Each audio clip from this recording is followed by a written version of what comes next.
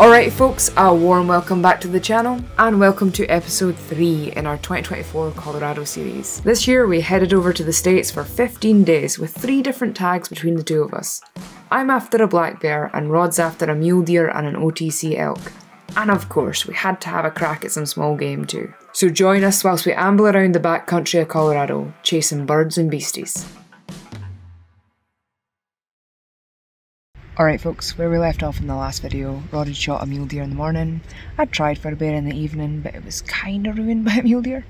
Anyway, that night we took the venison down to Denver to get it in the freezer, and we ended up staying in Denver for like a day and a night, because there was a huge storm due up in the mountains here.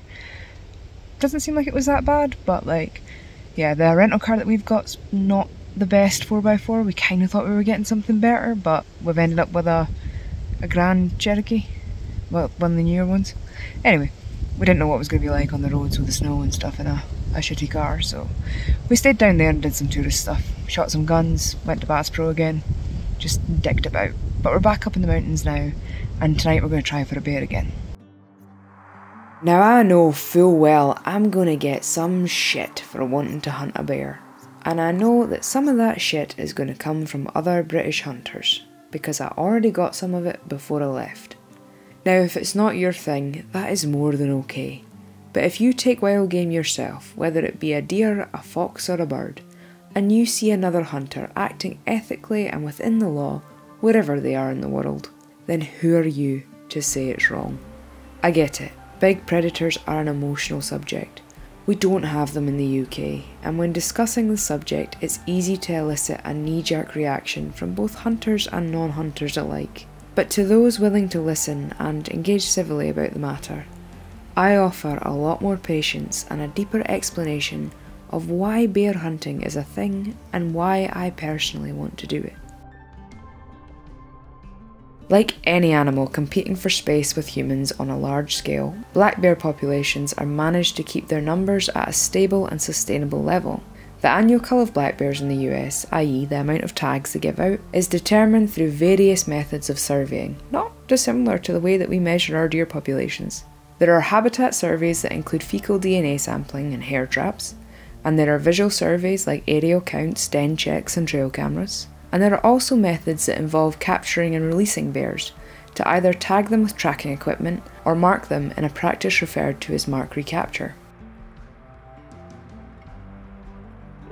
When bear populations become high, human-bear conflicts become more frequent and can be dangerous for both parties. The area I am hunting has one of the highest levels of bear-human conflicts in the state of Colorado. Hunting bears with bow or rifle is an ethical way of managing these populations and mitigating the negative effects of overpopulation.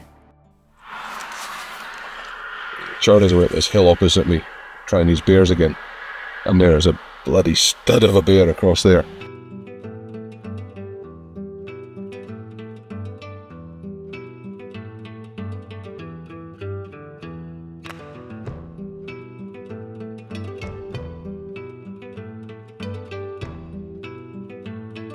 I'm going to try and film as best as I can, but God knows what I'm going to get done because I need to really pay attention. But why do I want to hunt a bear? I've thought about this for almost a decade. When I first got into hunting, I knew that one day I wanted to chase bears. They are an animal I hold a great deal of reverence for, and for years I have longed to see them in the wild. To see them for the first time the other night made my trip. To have the opportunity to stalk this one, well, it's hard to find the words. I am forever in awe of these creatures. I love them and what they represent.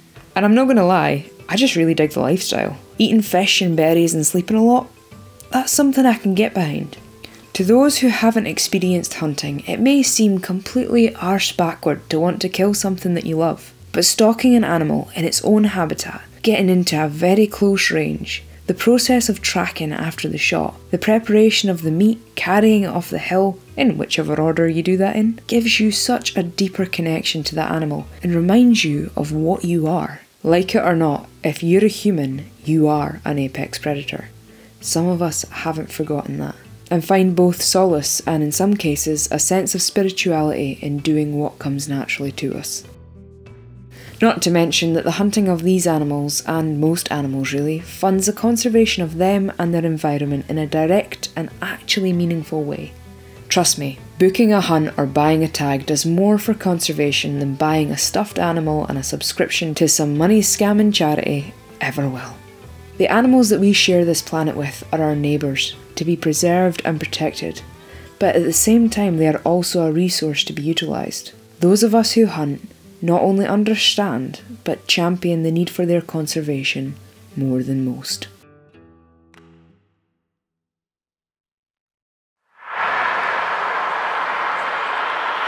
Well, here's a setup. Bear is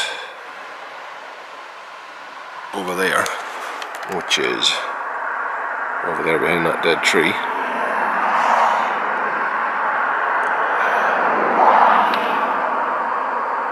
He's there.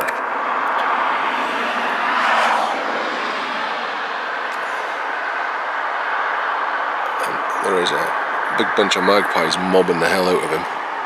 I don't know whether they're on a carcass there or what. Charlie is somewhere in here. I can't actually see her anywhere. And that's where I dropped her off. But hopefully those magpies should be making it pretty bloody obvious to her where the bear is.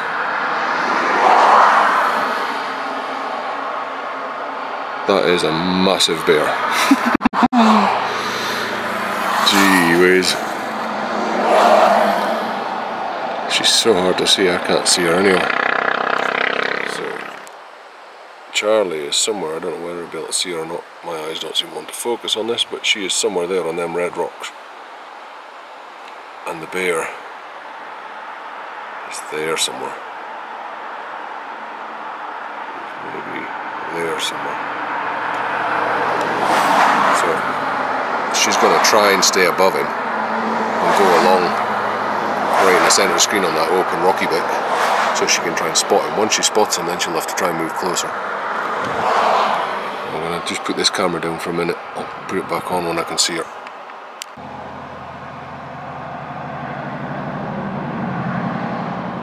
Where's she going? Charlie's there somewhere. There, is that her there? There. There's Charlie. She's getting close now. Bear is here somewhere in these thicker kind of bushes. Not just exactly sure where he's gone at the moment. Kind of lost sight of him. That could be him there. Anyway, she's closing in. Right, Charlie's getting close to this bear now. She's like, I don't know whether she's shooting distance, but she's getting like close. Right, so I'm going to try and film as best as I can, but I don't even know where the bear is for certain, so you just have to bear with me. Try and keep it on her rather than me.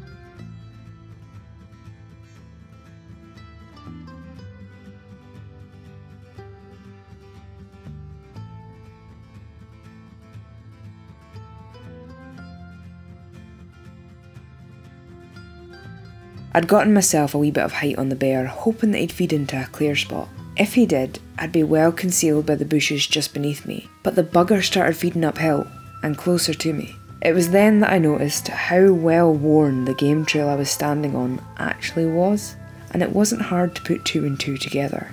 Shit. I think that was the word that immediately sprung to mind. If he came along here, I'd be in full view, and he'd for sure spook. Now I probably should have shot him here, He was bang on 40 yards, a shot I'm quite comfortable with, but I stumbled. I have thought about this moment 1,000 times over the years, and in all my bear hunting fantasies, I always imagined taking your typical double lung broadside or standing frontal shot. Having him stood side on with his arms moving up and down over his vitals made me hesitate enough to lose the opportunity. He started on his way again and I drew. He was going to come into a decent gap and he'd be broadside but slightly quartering away, and it would have been perfect. But he held up. Right, there's the bear now.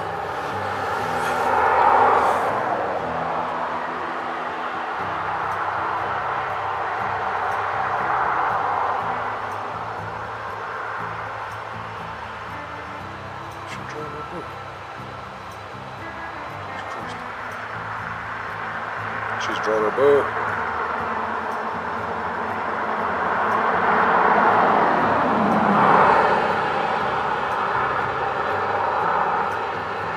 There were sticks covering his vitals, and it would have been beyond stupid to take that shot. He then walked across the gap without pausing, and turned to come towards me. Again, shit.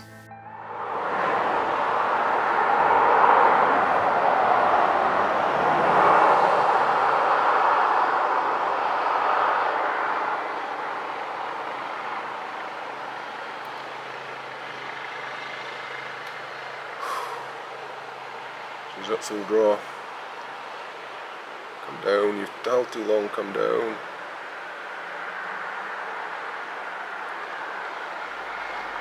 Come down, Charlie, and try again. I couldn't move. I was stuck at full draw. He was in a bush, but he was pointing towards me. Movement would surely spook him, and I wouldn't be able to shoot a safe shot after holding the bow this long. I needed to let down. He snuffled at something on the ground, and I took my opportunity, but he saw me. Come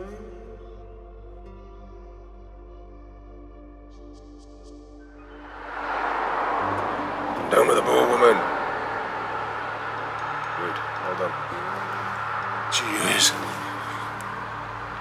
That wouldn't have worked. That would have been a dodgy shot.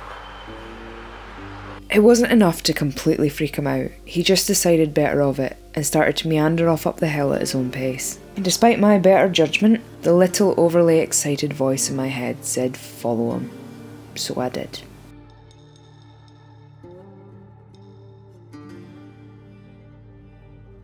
If you haven't guessed, I was beating myself up a little at this point. There were split-second opportunities where I could have maybe got an arrow through to him, but between him moving about, bad angles and branches over his vitals, every shot would have been risky. I would never forgive myself if I'd wounded him by taking a dodgy shot, and I know I made the right choice not letting an arrow loose here, but I'm still mad about it. But that's part of hunting. After encounters like this, you'll forever wonder, what if?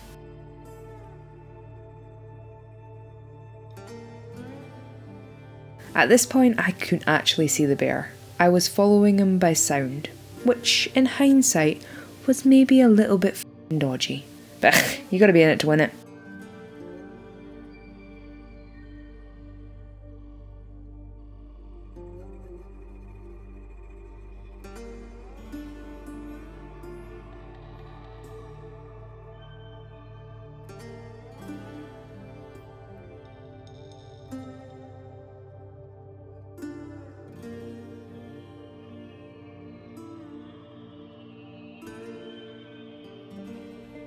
I would not be winning it today.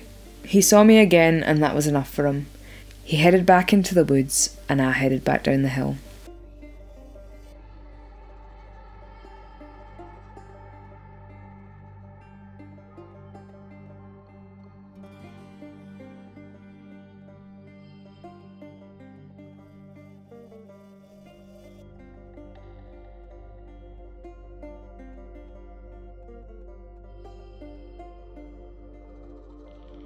Looking back, I shouldn't have pursued this bear after it spooked the first time.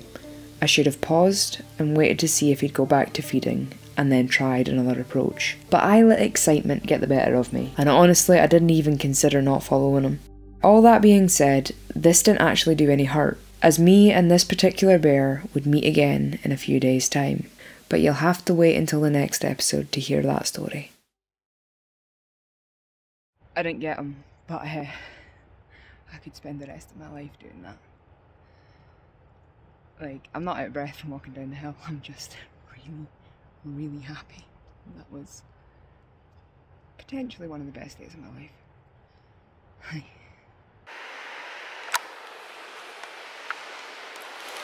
Well, that was close.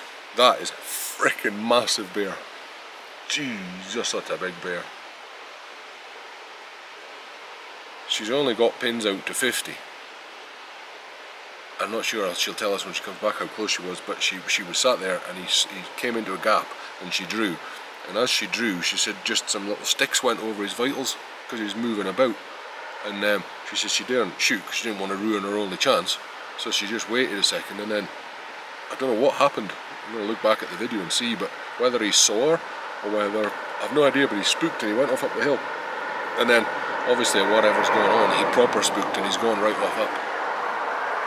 Obviously you'll see that in the video, but that was as close as you could possibly get to stalking a black bear. That was a huge black bear as well. My God, I bet she was shaking. I can't wait to see what she says when she comes back down. That was so close. Jeez, that was close. Oh, it's a stud. We're going to be staying here for the rest of the week and never get to look at elk at this rate. And there she comes.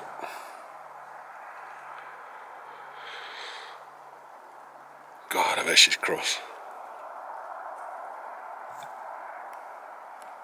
That was so close.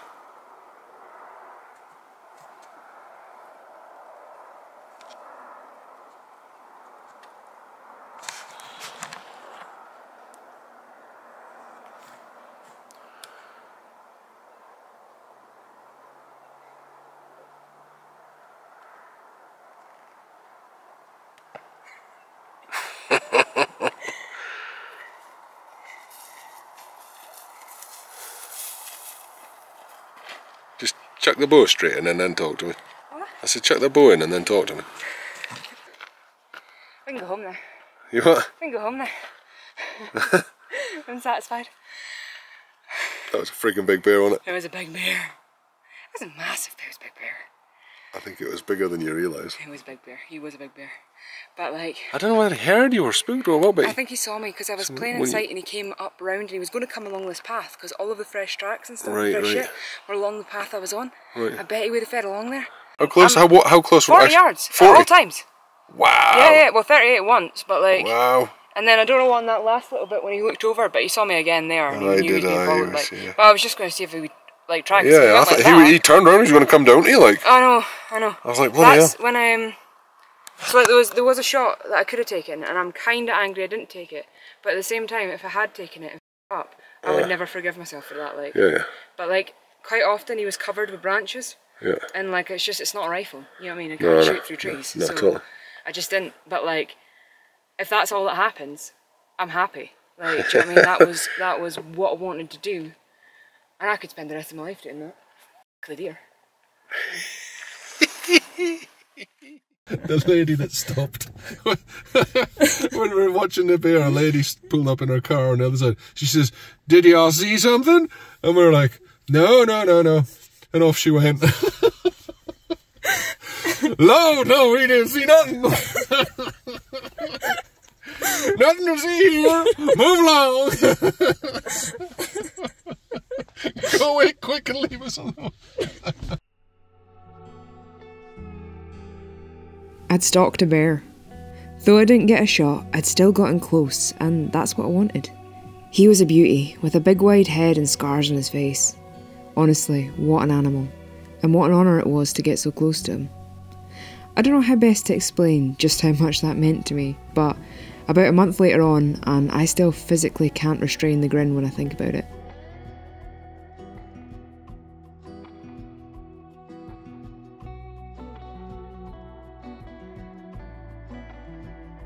That night we ate our first bits of mule deer, and I was a bit taken aback by the taste. It tasted like roast beef. Honestly, it tasted more like beef than most beef I've eaten. It was bizarre. Nothing like venison at all. but it was awfully good.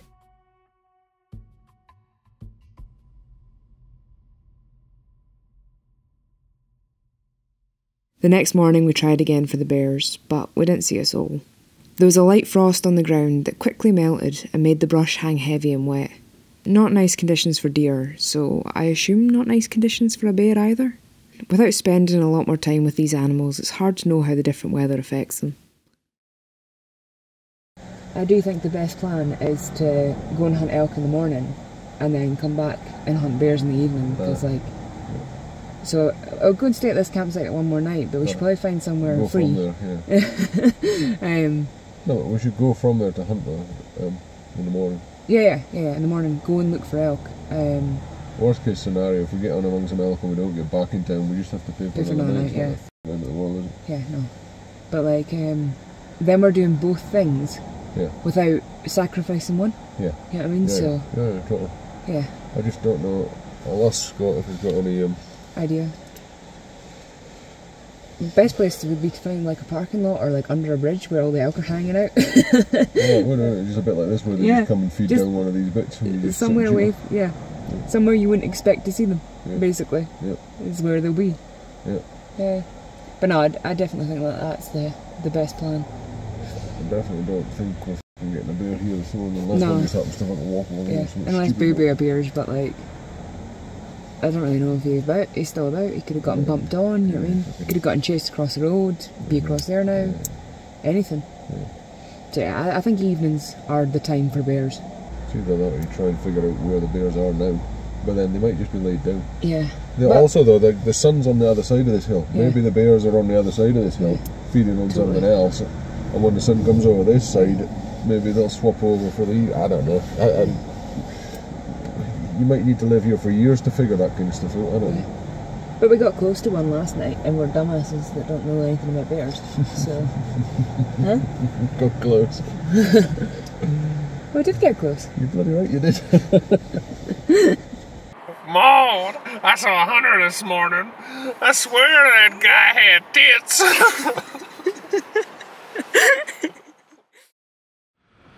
Perfect for elk being in this. It's north facing. Yeah. Really thick.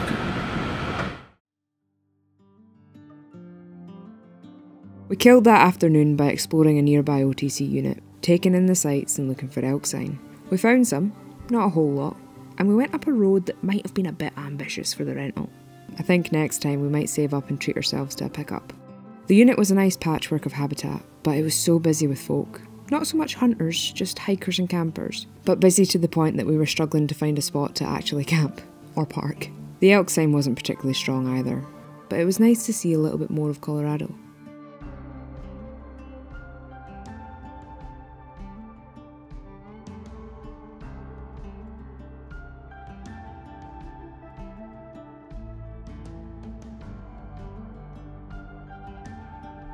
We returned to the bear mark in the evening, and right on dusk, a sweet chocolate bear meandered down the slope.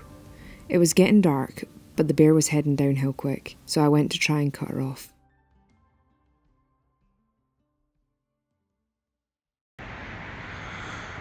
Well, not many minutes of shooting light left, but there was a bear on this face, and it came down into this thick stuff, so Charlie's off chasing it. No idea where it went. Looked like it was a really chocolate coloured one. It came out really last light from where we haven't seen them come out from before, so I don't know whether she'll find it or not. It's bloody dark, like, so anyway, we'll see what happens. It came along there and then down into here.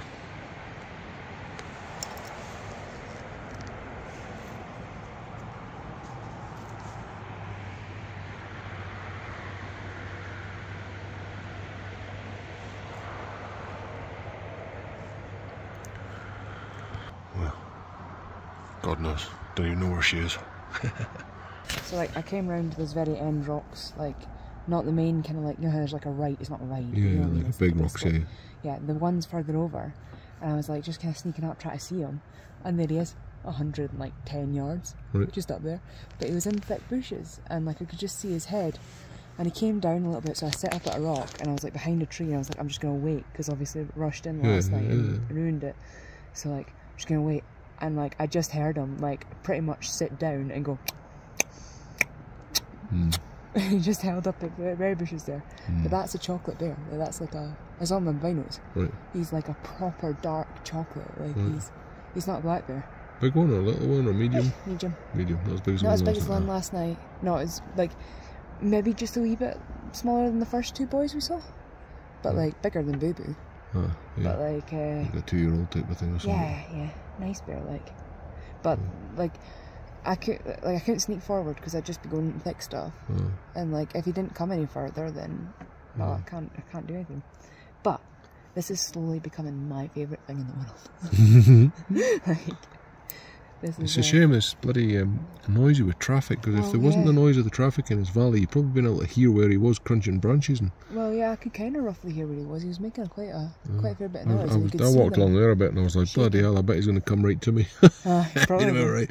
No, he just stopped. Like he was coming down the slope and he, like the track, like that rock that I was stood at, because I had my back to the rock, so like I was like outlined on the rock. And then I was behind a tree, so it was perfect because the track, well, it might be a muley track, the track came right down and he seemed to be on that kind of trajectory. But nah, I just held up and started munching berries. Bloody typical. It's annoying because if we'd seen him back along the face there a wee bit and came around here 5 minutes earlier, yeah, but we would have never known where he was going to go back. Well, there. I know, but like, yeah. But anyway, like, if you'd have came to here and it's a mild night, he's just come out to feed now. Let's go to bed. Try again in the morning. Let's have a look in the morning. And then, if not, come back here tomorrow night. It'll be fine. Right, cool. Chuck the bone, let's do something. Happened, yeah, awesome. Cool. The bear had held up in thick cover about 110 yards from me, but just before she sunk into the mess of bushes, I got a nice look at her.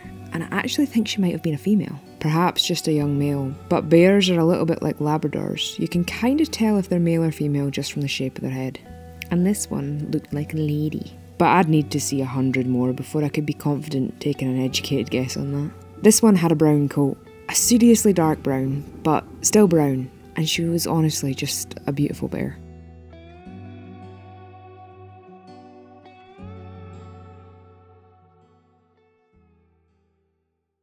In the morning we returned in the dark, and I went straight up the hill to sit and wait for the day to break. The wind direction was ideal, and in the grey dark a red fox lion came right to me, but as the day started to break, I couldn't see any bears. I did however see a red pickup crawling back and forth along the road, and when I saw the blaze orange of the occupant, my heart sank a little. Muzzleloader season was over. This guy would not be after a deer. I began to head down the hill, and as I came to the thick stuff, I heard the bushes rustle. My noise had spooked a bear.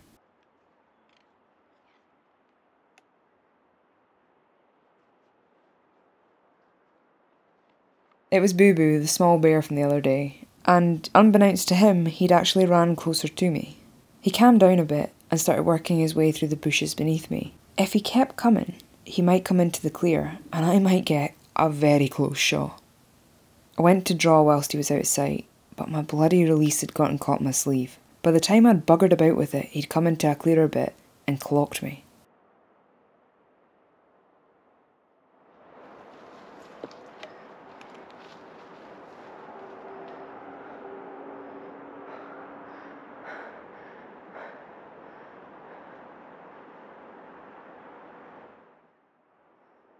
He shot off like a wee rocket and hid in the thicket. I couldn't really pursue him in there without crawling on my hands and knees, so I left him be. It's like 9 o'clock and she's off a break now. That sun is up and it's going to get warm, which is not good because I've got a lot of layers on and I'm quite far around the corner. I wanted to have a wee nosy into this valley to see what it was like, kind of less people-y, and yeah, it's shite. It's really dry, there's no food, it's really steep and crumbly, and there's no sign of bear, barely any sign of deer, so just not really a good bit. But you don't know until you look, so I've looked. Anyway, this morning we came in the dark to the face that we've been hunting for the bears. I went up the hill, the wind was kind of back to front than it's been in the evening. I went up the hill to look for that kind of chocolate, like dark chocolate bear last night, and didn't find her, didn't see anything on the face. Wee red pickup truck was going back and forth having a good old spy. Turns out it was a rifle hunter. Ended up speaking to him, lovely guy, told us a lot about bears. He's just a local guy that comes and checks before work. But yeah, decided to come back through the thick bit and just kind of stay on the edge of it, and I spooked a bear. And my noise spooked it. It ran to about 10 yards closer to me, like 10 yards from me, and I was like, oh, this is gonna work. He was coming, oh, what's in the back of my neck? Just a bit of grass. Yeah, he was coming along this kind of path bit, and I was like, I'm gonna shoot this bear at 5 yards, like, Jesus. It was just the wee one that's been down at the river, wee boo-boo bear. But yeah, I was like, I'm gonna shoot this at 5 yards, this is gonna be awesome. He went behind a bit, I got an arrow in my bow, I went to draw while he was, you know, mooching away with his head down, and my fucking release got caught in my sleeve, and I f***ed on with that, and by the time I'd f***ed on with it and got it out of my sleeve, he'd come into a bit where he could see me, clocked me, and I drew, because you have to try, even though that was a stupid thing to do, but like, to be fair, he was going to run anyway, and yeah, he ran and hid in the bush, and I didn't get shot, but like, not that gutted, because he is so cute. That tiny wee bear is so cute. Like, I wouldn't feel bad, but like, it'd be nice to shoot a big one. Although he is a good size for eating, and that's like one of the main reasons I want to do this, is I want to try bear meat. But anyway, I've blethered long enough. I'm going to go straight down, back along, and go and find Rod. He's spying a bank from the car, and I think we're going to kind of go and try and find somewhere to set up camp in a over-the-counter unit, because some of my bear unit overlaps with over-the-counter elk units, so we can hunt elk in the morning and come back to this face every night. That's basically the plan, until we get a bear, and then we'll just focus solely on the elk. But yeah, it's been a good trip so far.